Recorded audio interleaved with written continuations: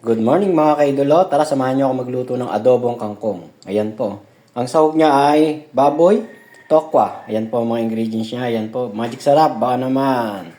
Ayan po. Ito po gagamitin natin suka. Masarap po to. Ayan o. Sukang manyaman. Ayan po mga kaidolo. Tara. Umpisa na natin magluto.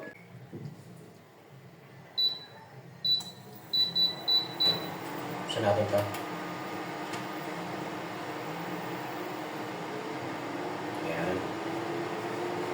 Mga kaidolo, pinagprituhan lang to ng tokwa. Sayang. Ito na gamitin natin.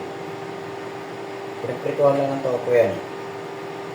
Sayang naman kung di magagamit. Malinis naman siya. Yan. Lagyan na natin yung bawang.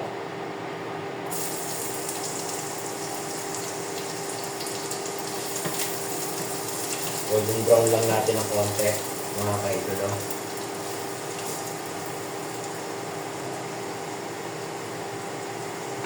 Sunod natin, sibuyas.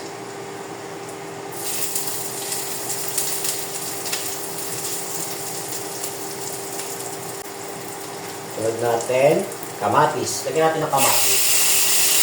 Ayan. Sunod natin mga kaidolo, yung baboy. Lagyan natin baboy. Pangkutsa lang natin mga kaidolo. Mga kaidolo, okay na, lagyan natin ng konting tubig lang mga kaidolo. Palalambutin natin sa konting tubig para yung katas niyang baboy pumunta sa kangkong. Takpan natin mga kaidolo. Isa na natin mga kaidolo. Lagyan na natin itong daon ng laurel, paminta, sama na yan. Saka magic sarap. Baka naman, magic sarap. Haluin lang natin. Tapos, lagay na natin yung kangkong. Lagyan na natin siya mga kaidolo. Haluin lang natin.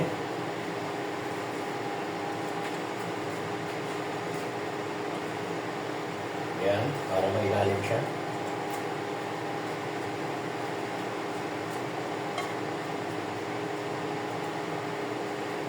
Takpan ulit natin.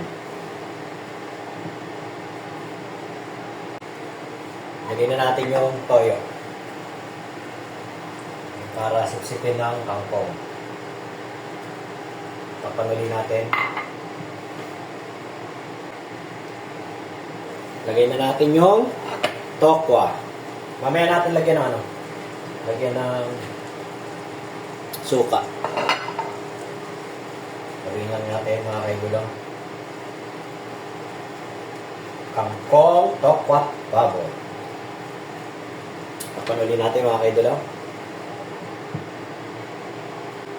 Lagyan na natin ng suka. Ito. Lagyan natin para yung flavor niya. Ayun. Sarap. Sukang manyaman. Yan lang ilagay natin. Masarap ito mga kaidolo. Sarap isang sawan sa mga prito. Kaya masarap din siya sa amin.